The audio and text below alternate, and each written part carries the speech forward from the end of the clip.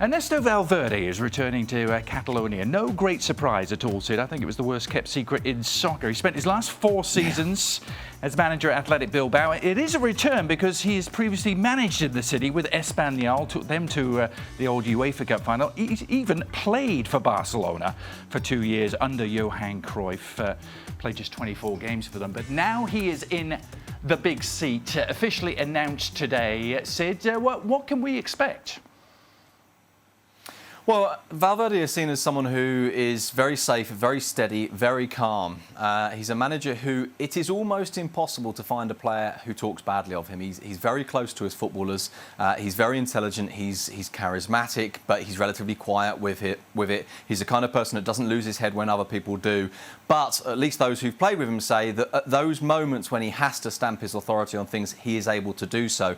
He's seen as somebody who maybe isn't an out-and-out defender of the Barcelona faith in the sense that, you know, he's not a philosopher in the Guardiola mould. He's not a kind of a religious zealot, if you like, in the way that Xavi Hernandez is about the way that Barcelona played. But he is seen as someone who more or less embraces the Barcelona ideals. He's a man who wants his team to press high. He wants his team to have possession. He wants his team to have the ball. He wants his team to attack. And, of course, as you mentioned at the start there, worked with Johan Cruyff. And Cruyff himself said, even when he was a player, that he was one of those that he could see being a manager because he was intelligent, because he asked the right kind of questions, because he had an interest in this. And then when he was coach of Espanyol, both Cruyff and indeed Xavi Hernandez talked about how well Espanyol played football. It's a bit curious, though, because there is a gate named after him at Espanyol Stadium, and of course they are rivals of Barcelona. Indeed. Well, I wonder how he's been received. Of course, the way this was announced probably plays into it. No great surprise that it was going to be Valverde. But what has the reaction been in Catalonia? Well, I mean, look, I think most people, as I say, over the course of the last 2 or 3 months when it's been, I mean, originally even when we thought that Luis Enrique would go at the end of the season before he even announced it, and then post the announcement, there's been a lot of names thrown into the mix. And, of course, there was the talk of Juan Carlos Anzui, who's just been named, actually, as the Celta manager, Luis Enrique's assistant. I think the fact that Barcelona's results weren't that good meant that his chances completely went. There was quite a lot of excitement to start with about Sampaoli, who was seen as, if you like, kind of fitting that philosophy and being, as I say, very, very committed to that kind of idea. But I think there were 1 or 2 doubts there as well about his personality, about the intensity with which he works. As I say, I think there are a lot of people who think this is a bit underwhelming, but I don't think anyone will look at this and say, this guy's terrible. I think everybody in Spain likes him. He's almost universally admired across Spain, partly because of his personality and the way he conducts himself, as well as the way that he coaches.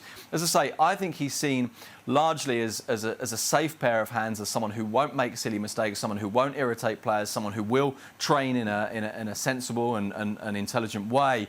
But maybe in terms of that kind of sense of, wow, this is the guy that's going to completely change things. No. And in that sense, you look at the Barcelona managers has been over the last 10 years or so, and you look at Tata Martino, Luis Enrique, Pep Guardiola, Tito Villanova. Perhaps he's closest to Frank Rijkaard of all of those, or maybe even to Tito Villanova, although I think Villanova was perhaps more of a kind of committed to the philosophy than he is. But he's seen as pragmatic and intelligent, and a guy who won't make terrible mistakes. Maybe not as exciting as some of the other candidates were. Interesting. He comes in with Luis Enrique having departed with the Copa del Rey secured after their victory. Obviously, it's a massive job. How big a job do you think he has on his plate right now? I'm not so sure he has a huge job. I mean, they're a smidgen away, Barcelona, from you know, winning La Liga and possibly winning Champions League. So they're not that far away. I think he's been brought in pretty much to see out in the next couple of years, kind of steer the ship, so that maybe in a couple of years, maybe Barca's ready for a bit of a revolution, but I don't think they're ready for that yet, and that's why he's got the job for me. You see it the same way, Case? Yeah, and I think it's to bring in, and you want a kind of an experienced, calming head. Somebody, the first thing he has to do is he has to get the respect of the front three, right? He's got to get the respect of Messi. He has to have the respect of Neymar and Suarez. And if he can get those 3 buying in to continue to press up front, to make things difficult for opponents, then I think he's got a chance. And he's known for sorting out his defence. If there was one problem that Barca have that sticks out, it's defensively. They do have to make some changes, definitely in the back 4, but you know, the middle of the park isn't quite as solid and reliable as it's been over the last 3 or 4 seasons. So he'll bring that to them as well. Well, thank you very much for watching ESPN on YouTube. For more sports highlights and analysis, be sure to download the ESPN app. And for live streaming, premium content, and let's not forget as well, ESPN FC 7 days a week. Subscribe to ESPN Plus.